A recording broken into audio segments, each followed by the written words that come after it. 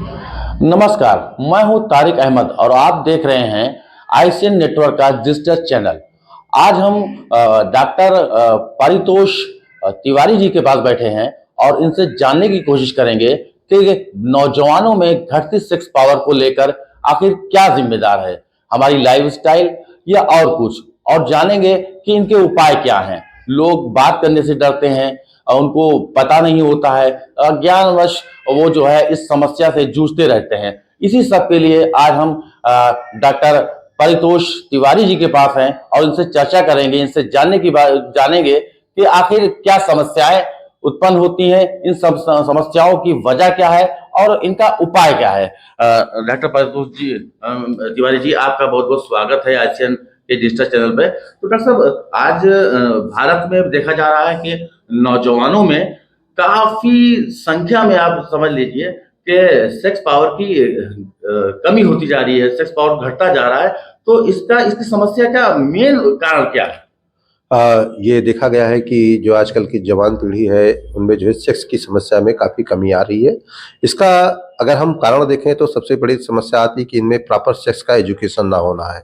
आप अज्ञानतावश किसी नीम हकीम के चक्कर में या आपने दोस्तों के चक्कर में ज्ञान के अभाव में आप अपने आप को पीड़ित करते रहते हैं, क्योंकि आपको प्रॉपर ज्ञान नहीं होता है और जो है सेक्स की समस्याओं को आप बढ़ा चढ़ा कर देखते हैं, जिसके कारण से परेशान होते हैं। पहली समस्या यही है कि हमारे पास प्रॉपर सेक्स का ज्ञान नहीं है और इस विषय में कोई बातचीत नहीं करना चाहता है। दूसरी जो हमारी सबसे बड़ी समस्या है, लाइफ स्टाइल में चेंज होना, यानी हमारी जीवन शैली परिवर्तित हो गई है। जीवन शैली के परिवर्तन में मान सकते हैं हमारा आचार विचार कैसा है, आहार कैसा है, क्या हम डेली जो है कोई एक्सरसाइज करते हैं कि नहीं करते हैं, ये सारी चीजें। और हमारे जीवन में मानसिक तनाव बहुत ज्यादा आ चुका है। आजकल हम कार्य के बोझ में आज बहुत ज्यादा ही तनाव ले रहे हैं और हम भौतिकवादी युग में प्रवेश कर गए हैं, जिसके कारण से हम प्रॉपर एक्सरसाइज या प्रॉपर नींद नहीं लेते हैं और तनाव में ग्रसित रहते हैं। ये दूसरा चीज हो गया। तीसरा चीज अगर हम बात करें कि जो है कि तनाव, ये हो गया। इसके अलावा हमारे पास जो तीसरी चीज होती है कि हमें ज्ञान तो होना ही चाहिए, इनके साथ में होना चाहिए। दूसरा, हमें तीसरी जो करना है कि हम संयम बरतें।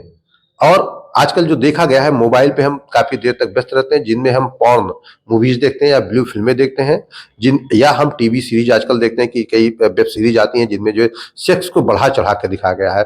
तो उनको देखने के बाद में हमारे मन में सेक्स के प्रति अपेक्षाएं बढ़ जाती हैं, जबकि वास्तविकता में ऐसा नहीं होता है। हम एक एग्जाम्पल देके इसको समझ सकते हैं कि मान लीजिए हम पिक्चरों में देखते हैं एक हीरो 20-25 लोगों से अकेले भिड़ जाता है, किंतु अगर वास्तविक जीवन में हम उससे बात करें तो एक आदमी दो आदमी से भिड़ने में या लड़ने में सक्षम नहीं होता है। तो क्या होता है कि फिल्मों में सेक्स को भी बढ़ा चढ़ा के दिखाया जाता है और हर नौजवान की एक्सपेक्टेशन होती है कि हम ऐसा ही सेक्स करेंगे, और जब वो ऐसा नहीं कर पाता है तो उसके मन में अवसाद आता है, जिसके कारण से हमारी सेक्स की समस्याएं बढ़ती जाती हैं। तो पॉर्न, लाइफ स्टाइल और सेक्स एजुकेशन को मैं प्रमुख कारण मानता हूं, जिसके कारण से हमारे मन में सेक्स की समस्याओं के प्रति जो है अवसाद आता है और हमारा जो सेक्स की समस्याएं दिन पर दिन बढ़ती जा रही हैं। डॉक्टर साहब, ये चीज आपने सही बताई कि जो है अवसाद आता जाता है और आदमी के मन में गलत धारणा उत्पन्न होती है, जिससे वो जो है अंदर ही अंदर कुंठित होता रहता है और वो गलत विचार कर लेता है और अवसाद में चला जाता है। अच्छा, ये डॉक्टर साहब ये बताइए कि इनके उपाय क्या है, करना क्या चाहिए, आप क्या मतलब बताना चाहेंगे? देखिए, जैसे अगर बात करें तो हमारे पास क्या है, सेक्स की समस्याओं का प्रमुख कारण क्या है। सबसे पहले हमें जानने पर चाहिए कि सेक्स की समस्याएं किस वर्ग में क्या है। अगर हम बात करते हैं अनमैरिड व्यक्तियों की बात में करते हैं, जितने हमारे पास नौजवान आते हैं, इसमें दो सेक्स की समस्याएं मुख्यतः है। एक तो उनको होता है कि स्वप्न दोष हो जाता है, जिसको नॉक्टर्नल इल्यूमिनेशन कहते हैं, और दूसरा हमारी समस्या है कि धातु सिंड्रोम, इनको धातु गिरता है। और तीसरी हमारी समस्या है कि वो हस्तमैथुन के कारण उनके मन में कहीं ना कहीं तनाव होता है कि हम हस्तमैथुन करते तो पाप करते, जबकि उनकी वो शरीर की नीड है, आवश्यकता है।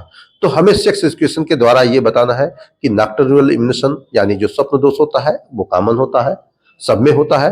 धातु सिंड्रोम, जहाँ पे हम कहते हैं कि वीर्य गिर रहा है, तो उसकी बात भी बतानी चाहिए कि शरीर में जैसे हमारे पेशाब बनता है, आंसू गिरते हैं, हम टॉयलेट जाते हैं, उसी प्रकार से हमारे शरीर में निरंतर जो है वीर्य बनता है और उसका शरीर से बाहर निकलना भी आवश्यक है।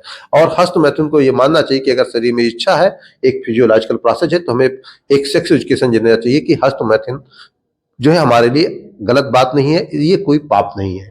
हमें ये अपने युवा पीढ़ी को बताना होगा, क्योंकि देखा गया है, जो लिटरेचर कहते हैं कि 64% जो है 64 to 94% बॉयज जो हमारे हस्तमैथुन करते हैं, 40 to 60% हमारी गर्ल्स हस्तमैथुन करती हैं।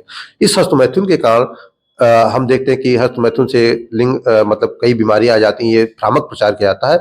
इन प्रचारों को, इस समस्याओं को हम जो इनकी समस्याओं को सेक्स एजुकेशन के द्वारा इंप्रूव कर सकते हैं। ये तो हमारी अनमैरिड की बात होगी।